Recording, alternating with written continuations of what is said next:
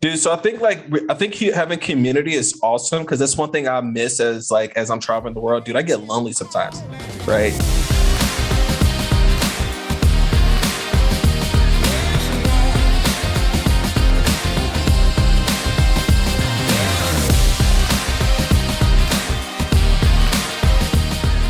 What's up, everyone? Welcome back to Campfire Capitalism. I am your host, Desmond Dixon, and today I have my co-host, the queen herself, Heather Stafford. What's up, Heather? What's up, everybody? Boom, boom, boom. Today we got a good one because we have a dear friend of mine. I've definitely enjoyed his presence and been in a couple of his groups. And this guy has so much heart and a lot of expertise in regarding business strategy.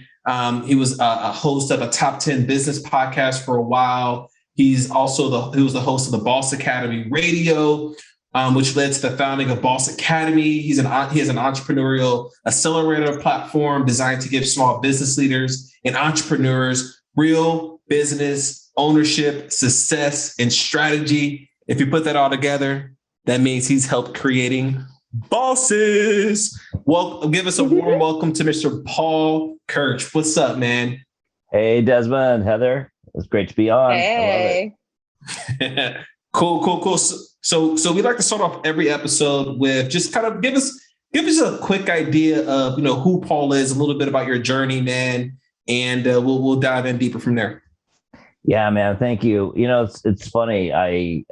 You asked that question. It's like I could go in so many different ways, but I would say that since 2009, when I first started my first company, I've defined myself as an entrepreneur along that journey, even though it's sometimes a roller coaster ride. You have moments of feast, moments of famine, but I'd say today I define myself as a leader who is bringing together and connecting other rock stars that may not even realize they're a rock star and helping support them on that journey of finding success.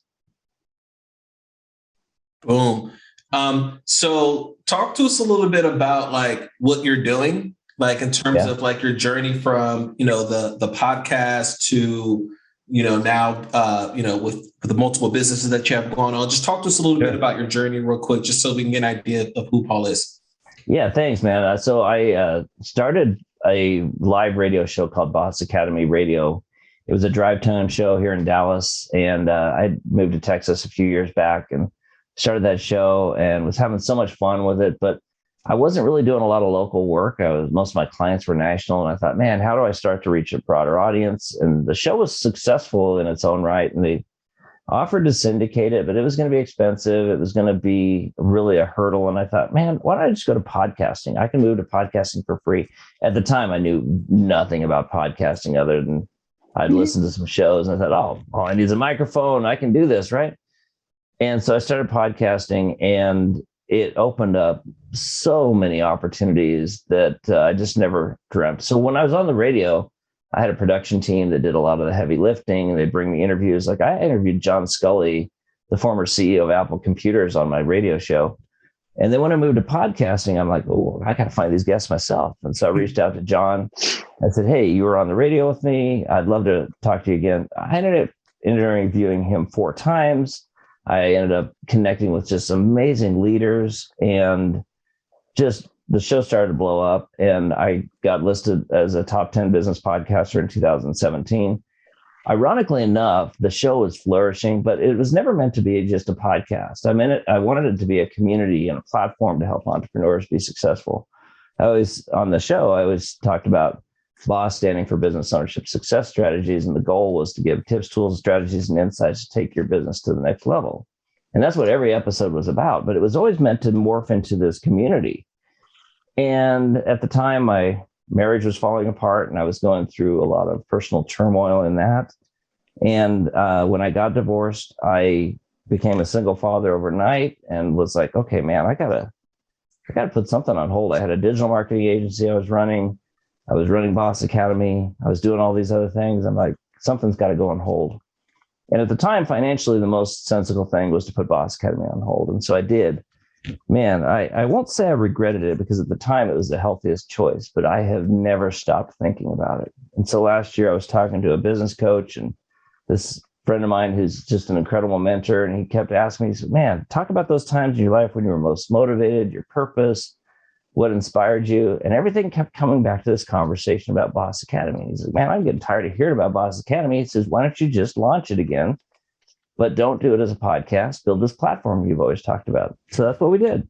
So this year we launched bossacademy.com, and it's a place where entrepreneurs, small business owners, a lot of our members are coaches, they're consultants, they're people that are out there grinding. And a lot of times they work in isolation. You know, they're working from home, they're dealing with stress, they're dealing with challenges. When things are good, they don't always feel like they need support. But when things start to go south, they're like, where do I turn?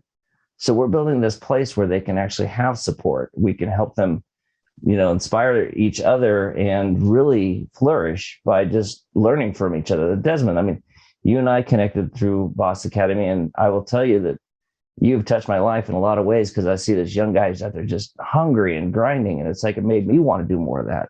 And that's what we're doing. We're just helping inspire each other. So. That was amazing. That's absolutely fantastic. So when you first launched Boss Caddy, tell me what gave you the idea? What was your why? Well, I had been doing a video podcast show back in, I guess it was probably 2012 with back in the YouTube days. Yeah, well, actually, we were doing it by YouTube, but we were also doing it through I don't even remember the platform.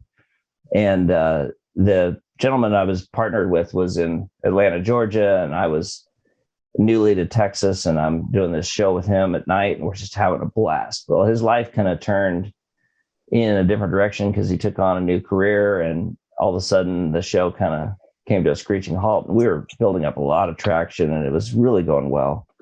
And I felt like the rug was kind of pulled out from underneath me. And I thought, well, I'll just launch my own show.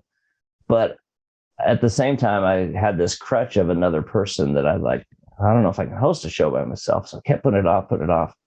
I was at this networking event that was hosted by a company that's associated with the PGA Tour. They actually do small business. They have like tools for small businesses, but they were hosting this workshop. And I almost didn't go because I thought it was going to be a sales pitch, but it was this free workshop. And I went. And I'm in the audience. There's about 70 people in the room, all small business owners. And the speaker was great. She was talking about stuff, though, that was over the audience's head. Like a lot of people, she was talking about networking strategies and a lot of things related to internet marketing at the time. And so many of these people had small shops, mom and pop shops, and they weren't really in tune with a lot of the stuff she was talking about. So during Q&A, I raised my hand and said, hey, can I provide clarification to this guy over here who's asking questions about YouTube? And she goes, absolutely. And so I gave some feedback. And then next thing I know, other people in the audience are asking me questions. And the speaker was very gracious. She didn't mind at all. She was very accommodating. And so they kept asking me questions. After this event was over, people came up and started just handing me business cards right and left and making introductions. And this woman approached me. And she says, I love what you had to say. She goes, I'm the general manager of a radio station over in Dallas. And she goes, I'd love to actually have you on one of our shows. And I said, awesome. So I gave her a business card. And I remember asking her, I said, do you have a card? And she goes, well, I don't have any cards on me. The old don't call us, we'll call you thing. And I thought, well, I'll never hear from her. And about a week later, she called me and she said, hey, look, we were talking about you. We were looking at your information online. And after everything you had to say, she goes, we'd like to offer you your own show. And I'd had this idea in the back of my mind for this show called Boss Academy. Boss Academy Radio was something that I thought was the next direction for me. And sure enough, it just kind of fell into my lap. I got to host a live radio show in Dallas. I'd never done live radio before. And it ended up being just one of the coolest experiences. So that's how it all happened. And then over time, I thought, well, it can be more than a show. It can be this platform. And that platform, like I said, the show started in, I think, 2014. And here I am 8 years later, finally building the platform it was meant to be. Man. Okay. There's a lifelong lesson in here. Right. Good shit does not happen overnight, you guys. Nothing good happens overnight. That instant gratification that people try to tell you entrepreneurs get, it's bullshit. It's not true. It doesn't happen. I know. We dream and scheme and grind and pray and lose a lot of sleep over the dreams that we bring you. I always tell people I'm not smart enough to give up. Maybe that's another lesson there. It's like sometimes the easy road is to give up. But I always had this nagging, I think you guys have probably faced this too, Desmond and Heather. You've had this nagging voice that keeps you going down a path. And even though that show wasn't active, and even though I'd kind of given up on it at one point, it was always there. And I'm like, man, there's something drawing me back to that. So listen to that voice. Dude, I think, Paul, you hit something on the head that I'm like really like a pattern that I'm noticing is it sounds like when you did the radio thing and then you switched to the podcast, one thing that stood out to me was at first I was getting guests handed to me and then I had to go find these guests by myself. Mm-hmm. I think one of the most beautiful thing about podcasting in general is just amazing people that you meet along the way. That's one thing I'm loving about it. I'm hooked. I'm addicted. I'm so addicted. I'm like, man, I want to start another podcast because I think about all the operations and the work for it. But let's talk a little bit about one at a time. One at a time. Let's just do this for 3 years first. Well, can I touch on something there? Because, man, Desmond, you're kind of nailing something, though. One thing I learned is it's the most non-salesy way to approach somebody and give them value out of the gate when you ask them, you say, hey, would you be interested in being on my show? Could we talk about an interview? That opens up doors in a way that no sales pitch ever will. So at all. Yeah. Yeah. Yep. I'm a sales guy. I love buying stuff. Don't get me wrong. I love being sold. Like I hate being forced sold. Right. Yeah. Like it's like, man, don't like, it makes me, doesn't matter if it's like the most beautiful thing in the world. I still won't buy it because I feel like I'm being made to do it. You know what I mean? Like I want it. Right. It's like, it's like dating, right? Like I want it. Right. Like I don't want it to be, layup unless you look like Beyonce, but I have a girlfriend, just full disclosure, but yeah, that's super cool. So let's talk a little, let's follow these breadcrumbs, man. So one thing, I want to ask you about is you did this podcast and now you're transitioning to this platform, this community. I know that as we all know here as entrepreneurs, right? Like birds of a feather flock together. And if you want to get somewhere, the old cliche, right? If you want to get somewhere fast, go alone. If you want to get go somewhere far, go together. Right. So like, talk to me about like, why you want to build this community and why you thinking community is important for business owners and entrepreneurs. Well, I'll try and keep this brief. I'm going to step back to when I was working in corporate America before I had my own company. And I grew up in a small town in Western Nebraska. We had 365 people in my town. My dad was a school teacher. My mom stayed at home. We didn't have a lot of money. We ran a small business in the summer, which was a vegetable farm. And it was probably the worst example of how you run a business. And this is no disrespect to my parents, but we basically would sell fruits and vegetables, collect some money, put it in a coffee tin. And when the coffee tin was full, we'd go to the bank. We didn't make a lot of trips to the bank.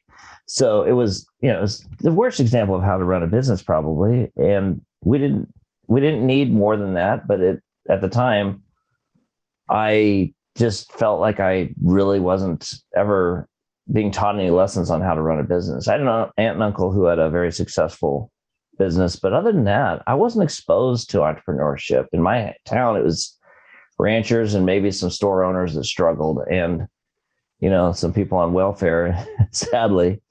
But when I got into working and had a really good job, my career kept advancing. But I always had this nagging feeling like, man, your dream is to own a business. You got to go down that path. But the more money I made, the more my career blew up, the less likely that was going to be to happen because it was taking a lot of risk. I always tell people, if you have the heart to do it young. You can afford to screw up when you're young. It's scary. You think, oh my God, I can't afford to not have money coming in when I'm 21. That's actually probably the best time to do it. If I could go back in time, I would have started younger. But, I didn't really feel like I had the lessons that I needed to be successful as an entrepreneur. But when it actually did happen, it was the most liberating thing. And what I learned early on is it was less about what I knew and more about the people I surrounded myself that knew, that I could learn from, that I could sponge off of. I joined mastermind groups. I had a coach. Actually, one of the smartest things I did the day that I started my business, I had already reached out to some people I really respected. One person was, two people were business owners. One was a sales leader. One was a accounting person. I basically built my own board of directors by asking these people, would you be willing to help me and be just a board advisor for me? And they were all eager to see me succeed. So they said yes. And I said, look, I'll be respectful of your time. I'm not going to make this something that's a big burden, but when I need something, can I pick up the phone and call you and you can advise me? And maybe we'll have a meeting with some people together. Every one of them was willing to do that. And so many people are afraid to ask for help. Thank you. I mean, and I think that's the challenge is so many people are afraid to ask for help, but also so many people don't know where to turn for help. And no, they don't. Well, and to compound that, like human beings as a general subject, they need permission to give. People need permission to give. Yeah. Like if you don't ask somebody for help, they don't know that you need it.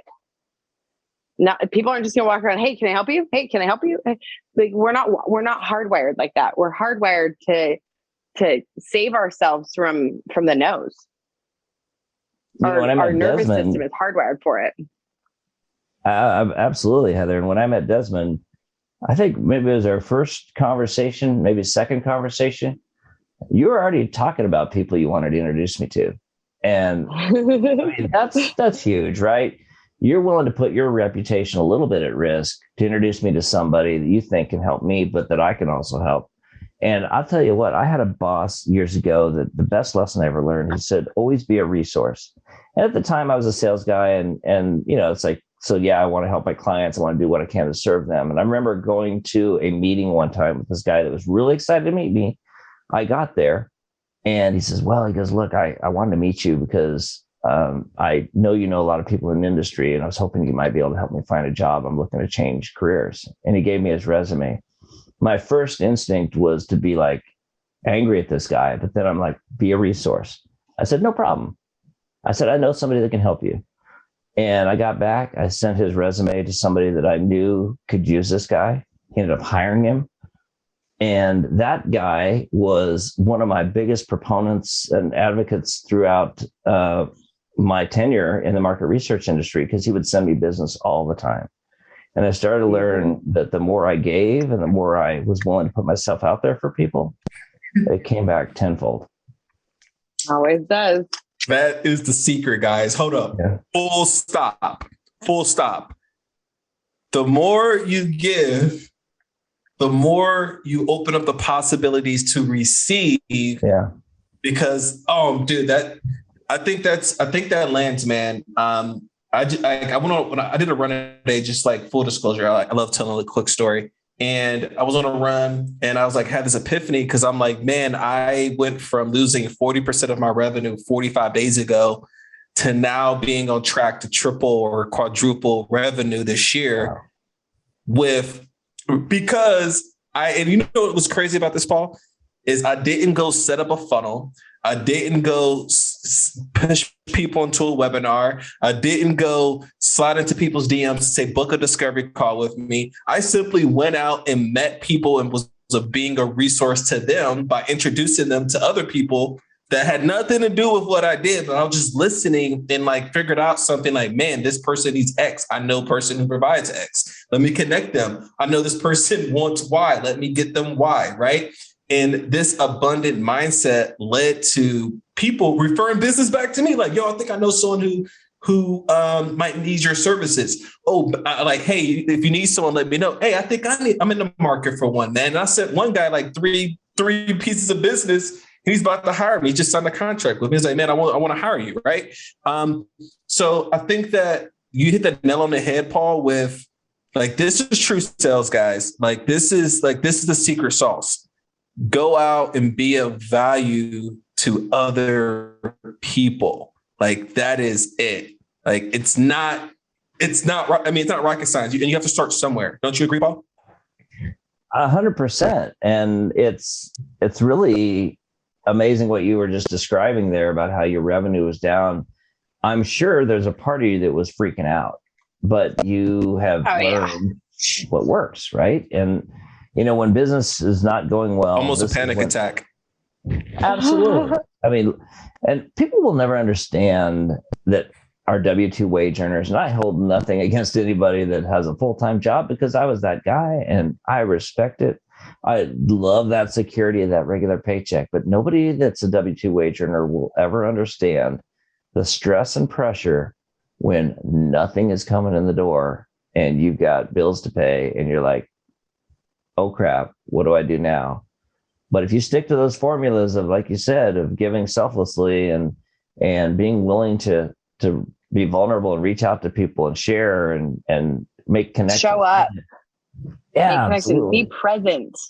Oh, you guys, I cannot tell you enough. Like, you hear Desmond and I talk all the time about like how to make businesses bigger. How do you, like, what's the golden secret? Like, show up. Like, not just, I sent so-and-so a message, I'm hoping they get back. Go show up. Like, be present in the world and be helpful when you can be. If you can help somebody or you can give somebody the information they need, give it. Be giving of the knowledge that you already have. Absolutely. There's no loss to you. I created a webinar called Action Over Analysis, and it's really meant to help people that get bogged down with analysis paralysis. Some people hate that phrase. So be it. I mean, truth be told, is sometimes we are bogged down by decisions. We are bogged down by trying to think our way to success. You do not think your way to success. Doesn't mean you don't have to think. But the people that succeed are the doers. And I mean, I cannot tell you how many times I've seen people that I know have less experience than I do, that are less knowledgeable. They've got less resources, but they're out there killing it because they are doing, and they're taking action, and they're making mistakes, and they're picking themselves back up. We don't learn by succeeding. We learn from our failures. And, I think that's one of the greatest lessons I've ever learned, is like, don't be afraid to screw up. And I think his name's, Kevin Harrington says, fail hard and fail fast.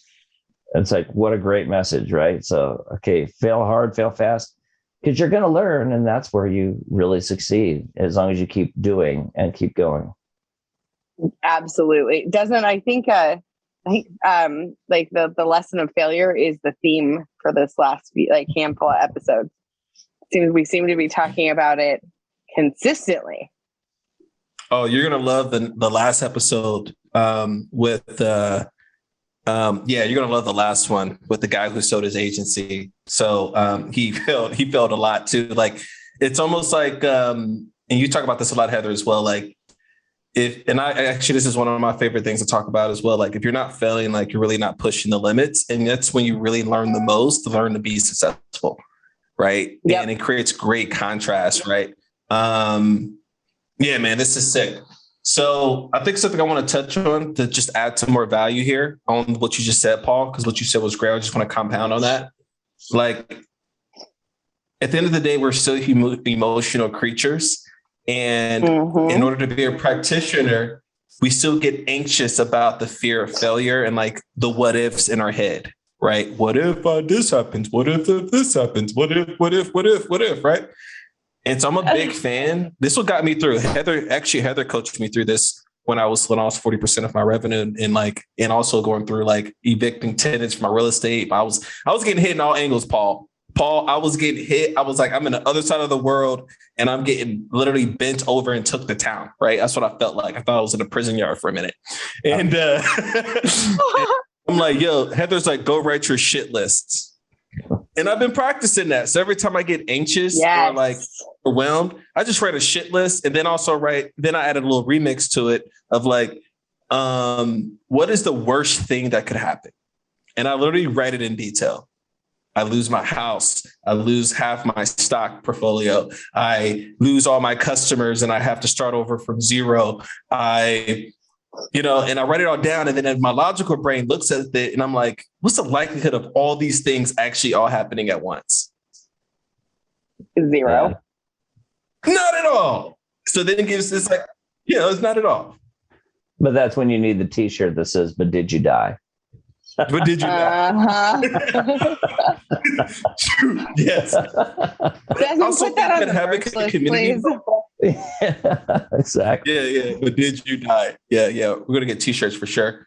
Dude, so I think having community is awesome because that's one thing I miss as I'm traveling the world. Dude, I get lonely sometimes, right? And, I got Heather to call every now and then and hang out with, and I have my girlfriend, but, it's my same people. It'd be nice to, have some a community of other entrepreneurs. Huh? You're missing networking. Yeah, I'm missing it. I mean, I'm doing all these Zooms and on LinkedIn, but I just miss I miss having that network of entrepreneurs. And I think what you're providing, Paul, is sick, man. So let's break down what is a mastermind real quick before we wrap up, Paul. So just give us an idea of how a mastermind works and kind of the structure of it, or yours, and at least because I know there's probably different kind of formats from all types of guys. Everybody. Yeah. Well, so talk about your format, man. Absolutely. So I know there's people that don't know what masterminds are. I mean, I've been a part of so many that it to me, it's shocking when I find people that don't know it. But so Napoleon Hill, the book Think and Grow Rich was the book that he had written. And it was based off of his life working for Andrew Carnegie. And Andrew Carnegie was this guy that was brilliant. And he had this concept called a mastermind where he would bring in people from different areas of expertise. So maybe finance, maybe sales, maybe I don't know, somebody who's a mindset coach, and he would have this meeting where all these people would get together and he'd talk about areas of struggle and they would provide insights, they'd provide direction. And he was basically getting these people to give him, thousands, if not millions of dollars worth of consulting for basically free. And so this idea has kind of become very prominent within entrepreneurship, small businesses, where we create these masterminds where it's people of different areas of expertise, maybe, or different backgrounds, but we're all, you're maybe on a different train, but you're on the same track. We're all going down this path of building a business, and we are giving in spirit, or maybe we become giving in spirit as being part of a mastermind. And so in a mastermind meeting, you might actually have a challenge in your business that you want to get some feedback on, and you run it by the people in your group, and they give you answers or ideas on how you can maybe overcome that. And I'll tell you, throughout my career, every mastermind I've been a part of, I've gotten so much out of. Some of them have a lifespan, some of them go on forever, but the ones that I have gotten the most out of are the ones where I was surrounded by people that were not afraid to give, but they were also open to receive. And I think that's the interesting thing, because a lot of people get into entrepreneurship and they become very giving, but they sometimes forget to receive. And you got to do both, right? And you got to be open to that. So through our masterminds, we have a Friday call that I actually have, kind of this open call that's really just meant to be a place where we can get together as business owners and talk about a concept or an idea and have this conversation. But the mastermind groups that we run are really meant to be this place where you're in a group of up to 10 people. You build a relationship with these people. They're there to support you. And when you've got challenges in your business, they're there to give you advice and direction. But then when they have challenges, you're able to do the same for them. And the collaboration, the connections, the relationships, the trust, it's amazing what comes out of these. That's the kind of stuff that I like. So I, like you, Paul, I wasn't exposed to entrepreneurship necessarily at all. Not when I was young. I come from a blue collar middle class, middle of the railroad family. My mom was a waitress. My dad was in the military. That simple. There was no more to it than that. And when I was younger, maybe mid-teens, my mom had an idea for a product, and got together with her friends and did the try to start a business, and really took kind of a nosedive in it for some of the most interesting reasons. It wasn't the product, it wasn't the market, but it was the message. And as I looked back on that, I was like, well, why didn't that work? And I was, there was interest in it, but there just wasn't enough drive. And I was like, no, that doesn't add up. It's not how this works. There's always enough drive. Like, it's what are you doing? And the human element to everything was what got me kind of clicking towards it. Like, I was good at technology. It came naturally to me. And it was the thing that I could just do without really having to try. So I leveraged my way into, the world of being an entrepreneur. My first business was an accident, a literal accident. We sent out proposals when I was in college to get feedback from, we were supposed to send them to our classmates. And I was like, I want feedback from businesses. And I got we'd like to take you up on this. And I was like, huh? It's like a dog catching a car. What do you do when you actually catch one? Yeah. I was like, a dog chasing a car, project. Yeah. Yep. I was like, okay. And my best friend and I looked at each other and went, well, it looks like we just got ourselves some jobs. And I was like, no, we just started ourselves a company. This is not a job. That was a contractor proposal, a third party proposal. She was like, oh shit, we just started a company. And we did. And the design agency, it flourished really well. We did get really lucky because our first contract was a big company. It was a really big company. It was a really big surf brand. So we got to do some really cool stuff. Wow. And because of my family's background, I did get to do some contracted work with the military and the Army Family Readiness, which was amazing. And it flourished, but a lot of it had to do with what are we doing to solve problems differently? Because there is 100 courses out there and there's a step-by-step method for everything. But for a real basic instance, like the soap dispenser on my sink broke the other day.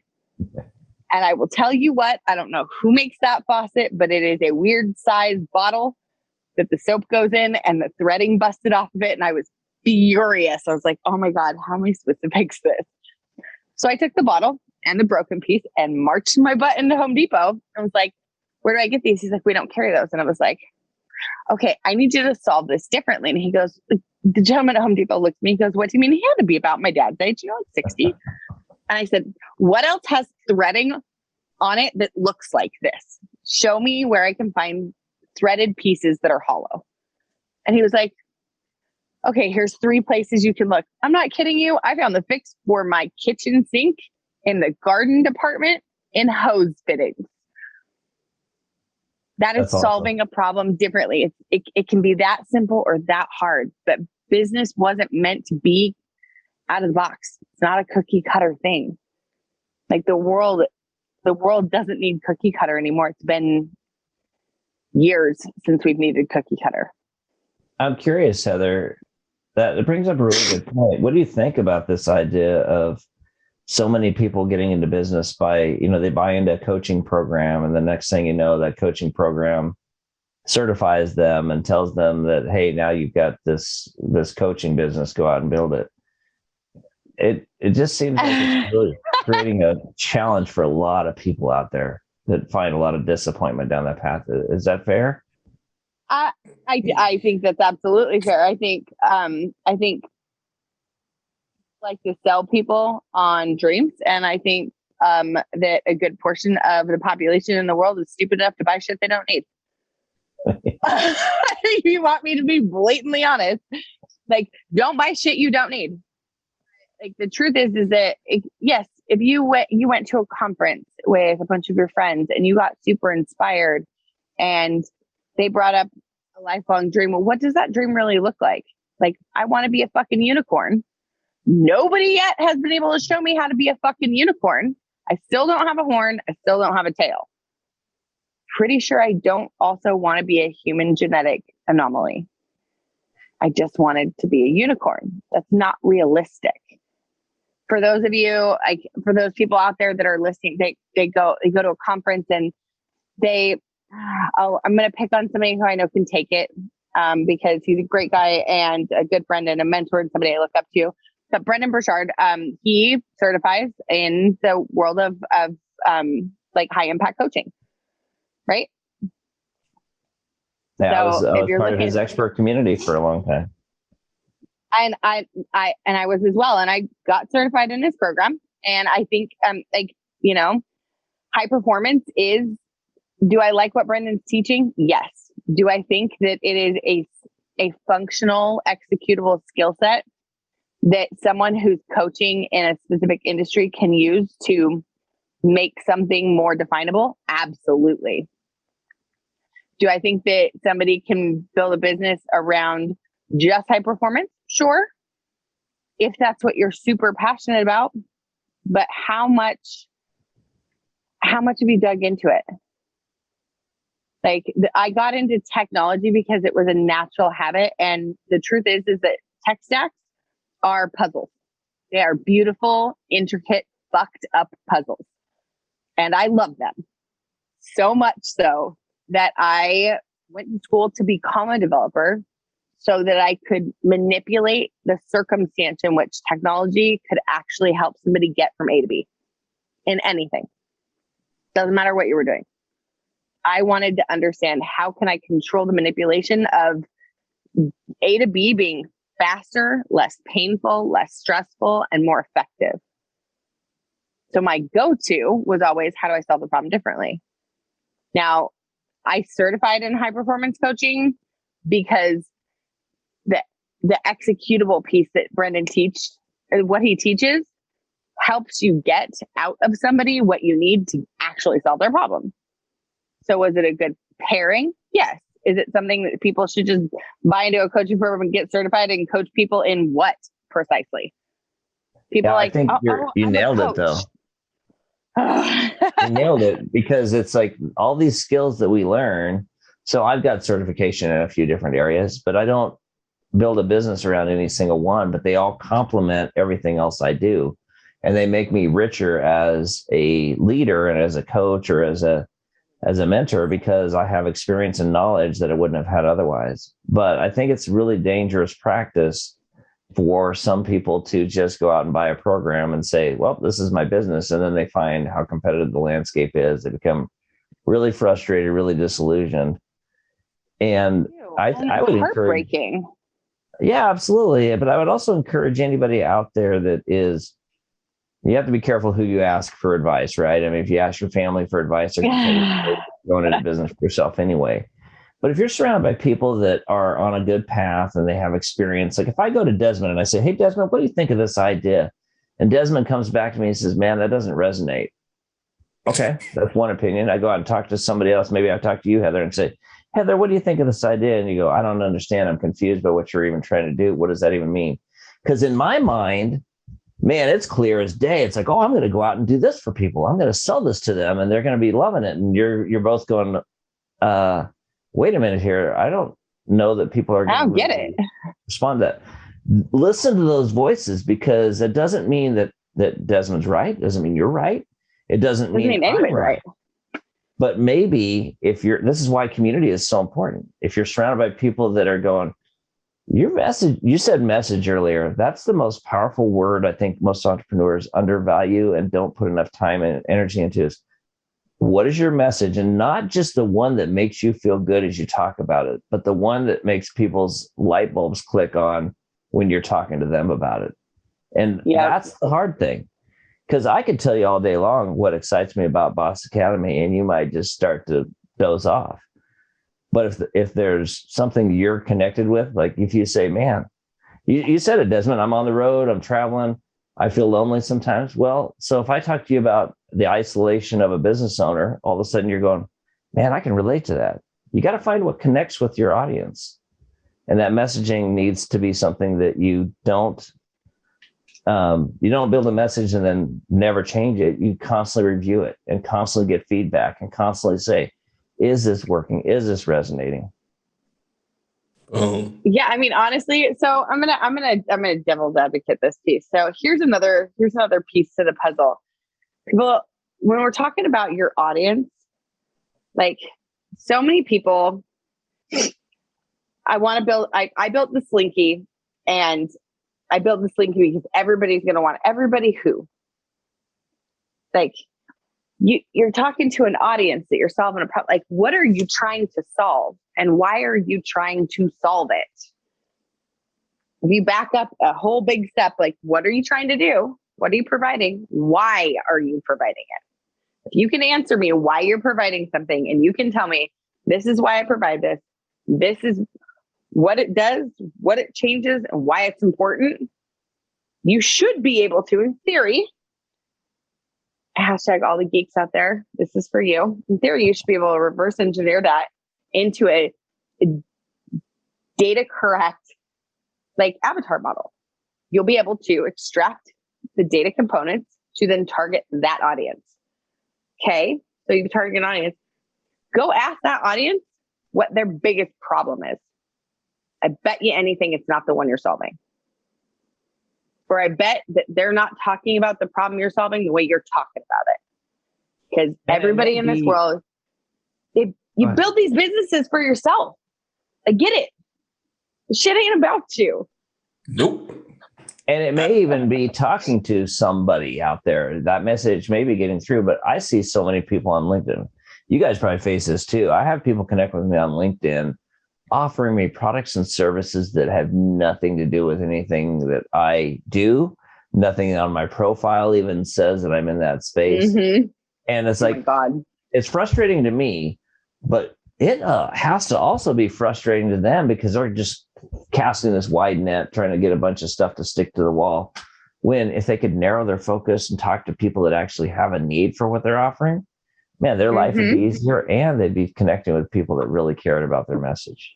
I have something I also want to share. I think this is such a sick conversation. Like, this is going to be a great clip. This is my favorite.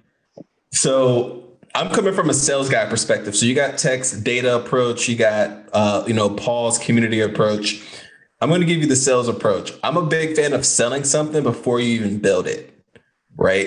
So the two sales I made today, I didn't even build it. And I already offered the downstream thing that I haven't even built yet. But I know how to build it. I know that I got the system set up, but I didn't build it. Like, I wasn't attached to it because first I was going to see, can someone give me money? Is this problem important enough for this person to give me money for it? And then I'm going to build it. Right. Like, this one guy, it's crazy. So and I think that flipped the switch for me, because I think beforehand I used to spend all this time building something, and then I'm so attached because I have so much sunk cost fallacy with it that I don't want to change it because I put so much time and I know that I'm right. Like, have so much bias.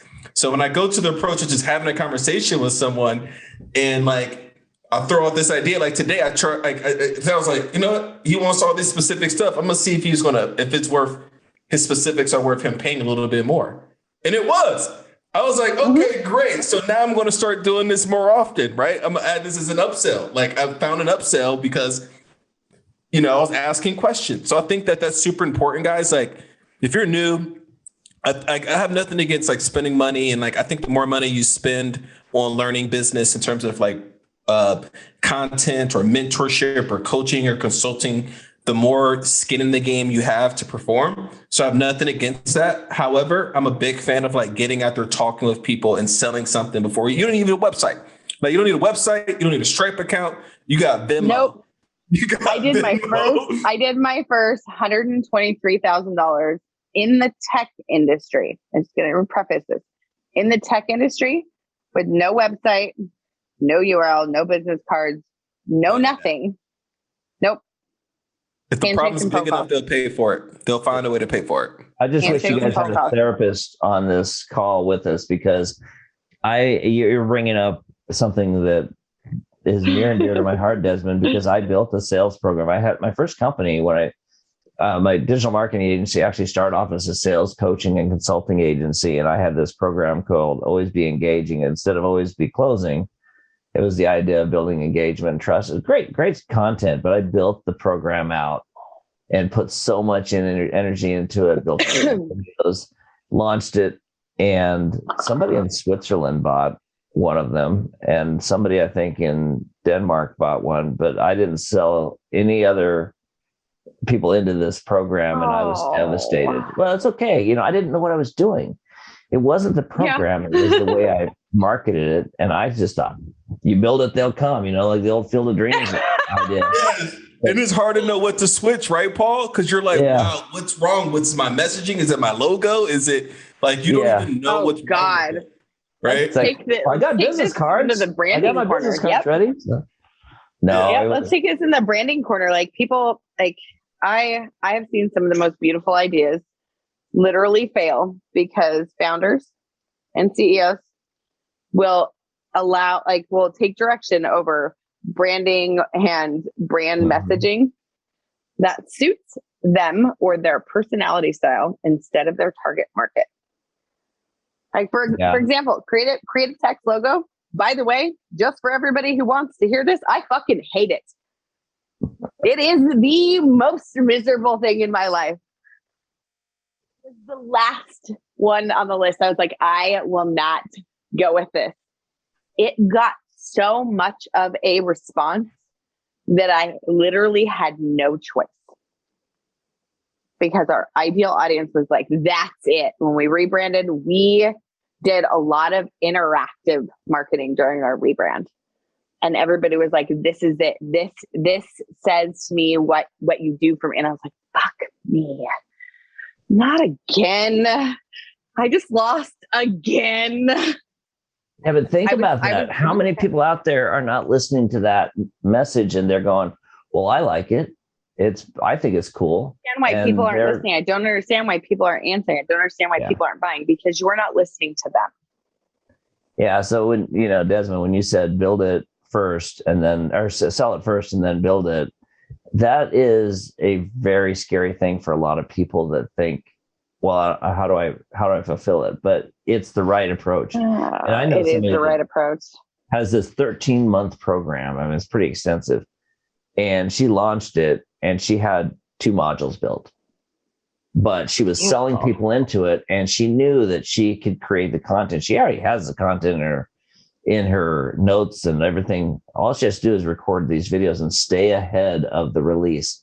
And it was brilliant because she all of a sudden had people paying for her to create this program instead of her creating the program and then doing what I did, refunding back to the 2 people that I'm sure they were heartbroken not to go through my program at the time. But.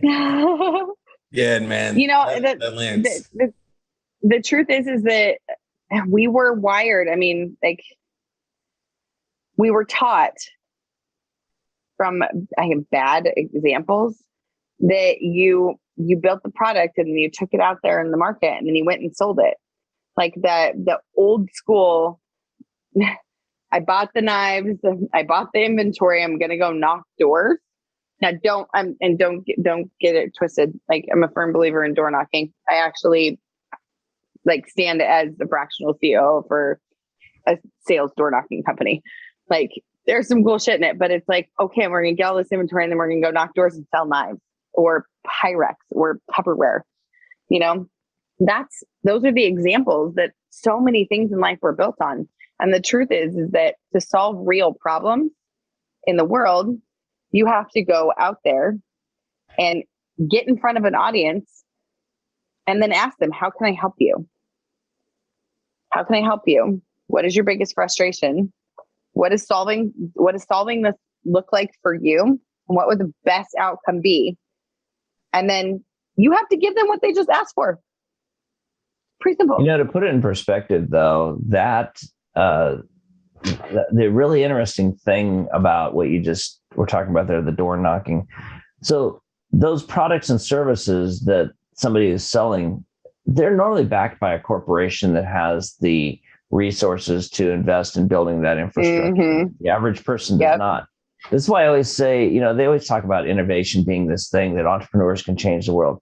Well, it depends on what you're defining as an entrepreneur. If you're talking about a venture capital backed company that has millions of dollars to invest in creating something, marketing something, and selling something that people don't know they even need before they have it, then sure. But if you're talking about Paul Kirch or Desmond or any small business owner who defines themselves as an entrepreneur who's out there grinding, it's a very expensive game to be an innovator. Now, that doesn't mean you can't do it through technology, but if I'm creating a space and selling into a space where people don't need what I'm offering until they've got a taste for it, it's going to be a long road before I see any fruits from that.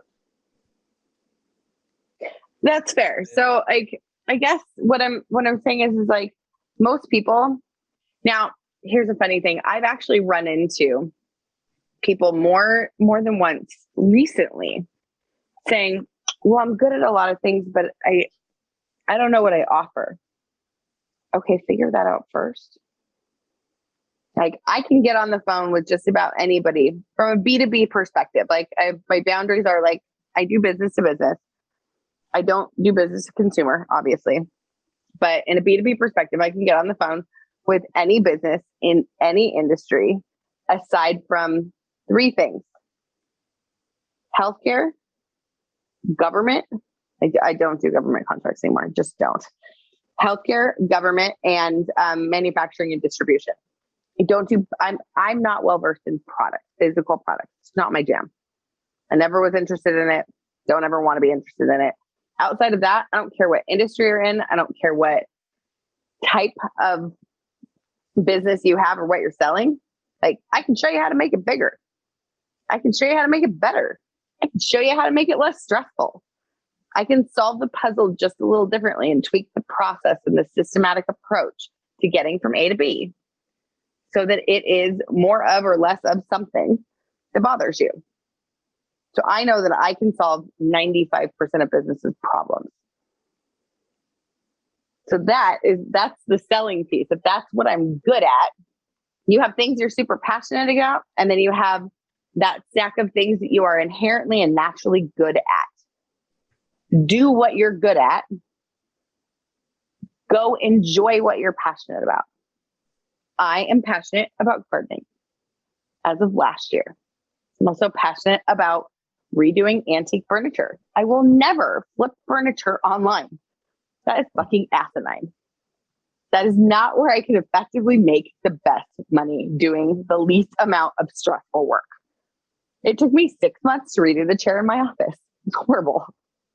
But I love that chair and I'm passionate about the idea of it. But you sell the piece of yourself that you sell is the piece of yourself that where the natural talent sits. You know, I think the worst advice ever given to most people in entrepreneurship is follow your passion, though, because I'll say why. Because I was a competitive pool player for many years in my 20s. I played in college national championships and I played out in Vegas in several tournaments. And I was very serious about it. I was playing 8 hours a day. It was like a part-time job. And I started to work in the billiard industry, and I felt like it was working at Pizza Hut and going home and eating pizza. I got to the point where I couldn't stomach it. It's horrible.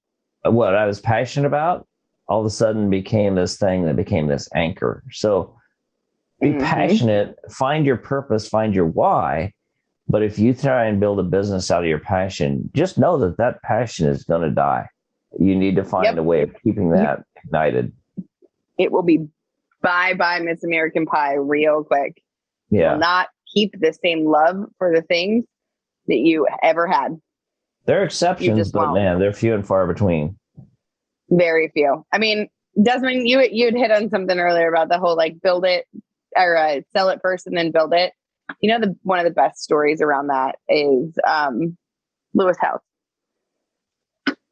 He did a webinar, sold a product or coaching program around LinkedIn, I think. Hadn't even built it yet. And then like went on, sold it to a bunch of people and then built it. It was hilarious. And look at him now. Now, like Lewis is doing, like, is he working in his passion now? Absolutely. Like educating the world about, being bigger and better and different. about following your heart. Like he's speaking into the things that he has always been passionate about. But the School of Greatness Academy was about getting off your ass and getting to work. He sold what he was good at. I would argue that he has become passionate about what he does, even though it may have started as a project. Because, like I said, if for anybody out there that is passionate about a hobby, or if it becomes work, if it becomes something that is no longer the pleasure point, and there's stress related to it, it's like it just makes sense that. So find ways to keep that passion fueled.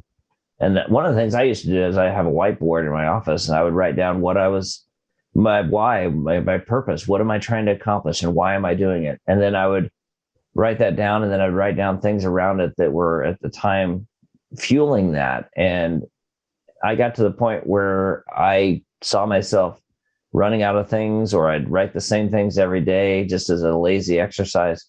And the next thing I know, I'm like, man, I'm really not driven by this anymore. So I had to redefine my purpose. What is it really that's making me get up every day to do this? And if it's not something that drives you, you're not going to be killing yourself when things are hard.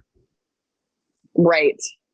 Man, I think this is great balance, because I think what you're mentioning, Paul, is great. And I think this is the importance of having diversified income streams, either within the business or personal, right? So that you do have the freedom to make those, those pivots, and know where you want to double down, where you want to cut back on, like when do you want to walk away, because you have that ability, because you built these either different product streams, revenue streams within the business, or, personally, right? In terms of real estate or crypto or multiple businesses, affiliate program, a media IP product that's, with sponsorships, right? So I think that's important, man. I think what you're mentioning is important, but I think having that. Yeah. I'm curious, Desmond. So one of the challenges related to that, the multiple streams of income, is because as human beings, we're really not meant to multitask the way that many of us are forced to. And we lose our focus. How do you keep the drive alive when you've got yourself spread in different directions? I have 3 companies I'm a part of. And I will tell you that it is a constant exercise for me to find a unified point where they all come together that allows me to say, I almost treat it as like one entity with 3 different moving parts that I just have to keep moving in the right direction. But what's your thoughts on that? How do you keep all those things moving towards a point where you don't let one of them lag because your energy is going towards, right now it's a sales initiative, right now it's this program, right now it's crypto. How do you keep that passion, or that, maybe not passion is the right word, but how do you keep that energy focused so you don't let those lag? I use stacking. But I do it over quarters. So like every quarter I have a goal, right? Last quarter was NFTs. I dipped my toes in NFTs. I was talking about NFTs a lot on the pod. I was in the Discord. I was buying a bunch of NFTs. I was all in NFTs. I'm going to do my own NFT project in Q3, Q4 this year, right? For the pod. So I just focus on one toy project, I guess, which was NFTs. This quarter is real estate. I want to buy more real estate. I'm doing a 1031 right now to turn one house into 2. Then I'm doing a joint venture with some friends in the end of the quarter. And I'm going to hopefully have 4 more properties by the end of the quarter. So that right now is my biggest thing. So my credit rating, my reserves, my net worth, all these things, that's important to me. Everything else is in my day-to-day life. So Heather actually helped me out with this a lot in terms of time stacking. So for instance, I get scattered energy if I don't get sleep, or if I have just calls scattered across my week, right? That just throws me off. Yeah. So I siloed everyone to do calls on Tuesdays and Wednesdays. And then the podcast days are only on Mondays, Tuesdays, and Wednesdays in terms of podcast communication. And then I'm a big fan of compounding. So I learned a lesson in corporate that really helped me a lot in terms of productivity and unlocking as much revenue as possible. Is I used to do 10 reach out today in some form. Now I turned that into 3 connections a day.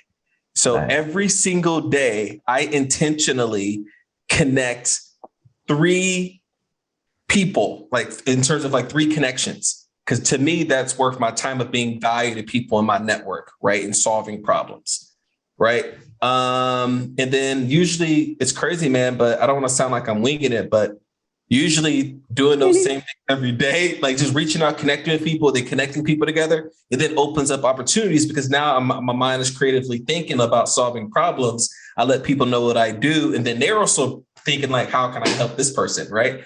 So, but it gets stressful, man. And also I think having a good team is important.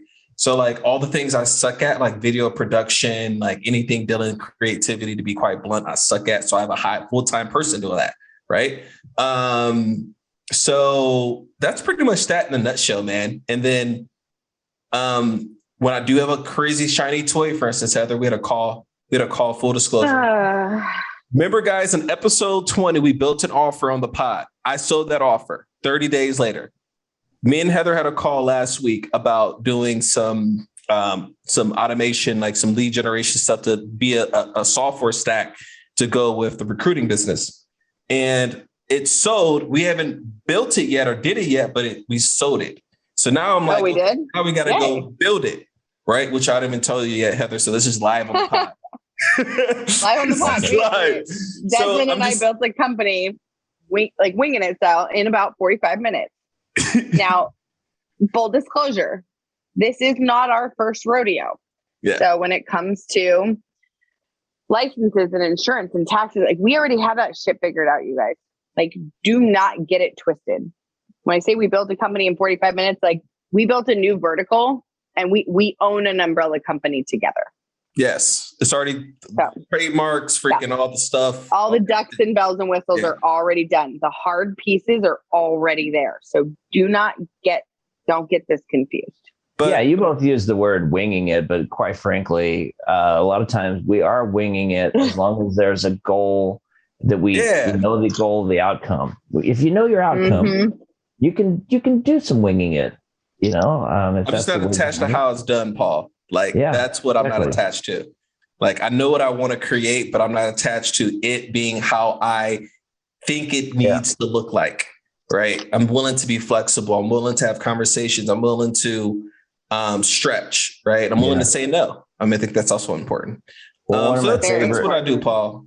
I get stressed out sometimes. Don't worry, bro. But of course you do. And that's all part of this. And that's why I think community is so important. You know, one of my favorite videos that I'd seen, I wish I could find it. I think it's been taken off of YouTube, but it was this older woman. She must have been in her 60s and she was running a marathon and she got close to the finish line. She was probably about 100 yards away from the finish line. She fell and her ankle had given out.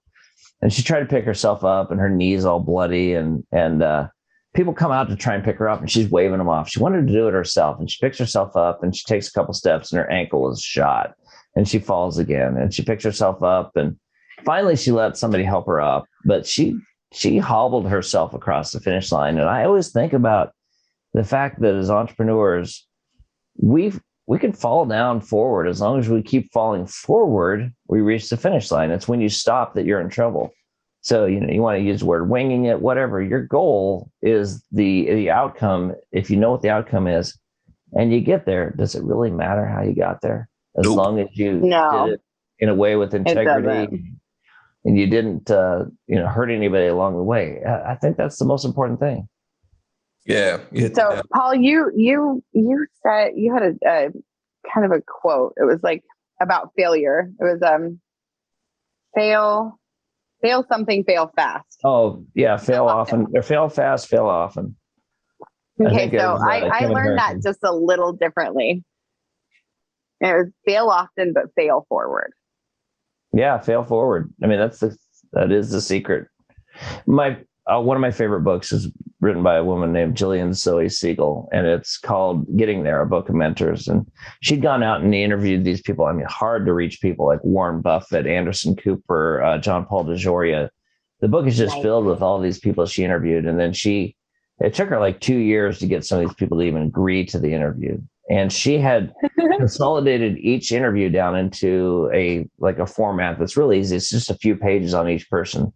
But everyone in that book had reached a point of massive failure or massive doubt, I guess is maybe the right word. But John Paul DeJoria, living in his car in San Francisco with his son, sleeping in his station wagon, and an actress friend of his found them. And she says, look, I've got a room in my apartment. She goes, why don't you stay there? Because he was trying to start the Paul Mitchell Company with his business partner at the time, but he was broke. And she was British. So at the time she had an answering machine, and he used her phone as his business phone because he thought it made it sound really professional, having this woman with this elegant British accent.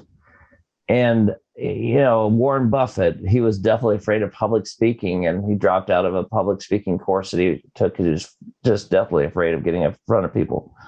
Eventually, he went through a $100 Dale Carnegie public speaking course, got a certificate. And in his office in Omaha, Nebraska, he's still on the wall, has this framed certificate from when he got started because it changed his life. But I mean, you think about all these people in that book, they reached a point that would have broken a lot of people and made them give up.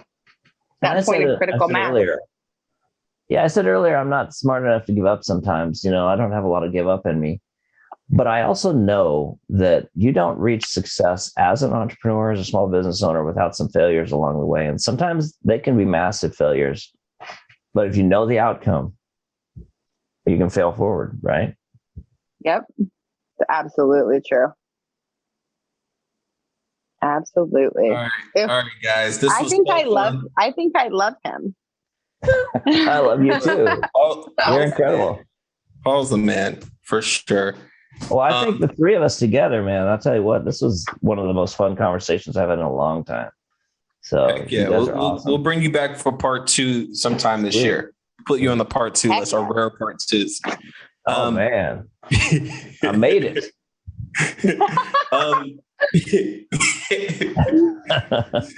I'm joking. Yo, so how can people find you, man? How can people find you? I'm going to tell people, just go out to bossacademy.com and connect with me there. Check out what we're doing. If you're a small business owner, an entrepreneur, if you're a coach, consultant, you don't have to go on this journey alone. And we've created some amazing resources for people like yourselves out there. And I think that's probably the best way to start. If you're interested in some of the coaching I do, you can go out to paulkirch.com as well.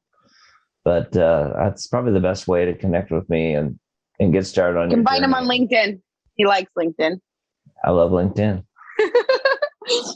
It's a running podcast joke that I like no social media. I like no connection media at all. I'm not a big fan of it either in a lot of ways, but I think LinkedIn is a place that has served me well, but I think a lot of people really misuse LinkedIn. And it's a shame to see how cold the relationships are through a lot of social networking these days. If you want to find Paul, go to Boss Caddy and just join the damn Boss Caddy. It's that simple. Absolutely. If you want to hang out with Paul, you got to learn how to be friends with me first. And that would require you to find me, and nobody's ever going to find me. Wow, that sounds, I'm intrigued now, Heather. I mean, you were cool before, but you're so mysterious. I live a wonderfully secluded life. It's beautiful. You're the James Bond of the entrepreneurial game. I love it. Yep. Boom. I'm keeping So guys, congratulations. You made it to the end. And we want to thank you for giving your most precious resource on the planet, which is your time. We love you. Thank you for being a great guest. Don't forget to go to bossacademy.com and check out that amazing community. Also, give us that rating, that review. Send us some questions through an email, or if you want to be a guest, go to campfirecapitalism.com/guest and come play in the sandbox with us. We'll love you. We'll love to have you if it makes sense. And this was good, guys. Thanks for coming, Paul. Cheers. Absolutely. Loved it. Bye, guys.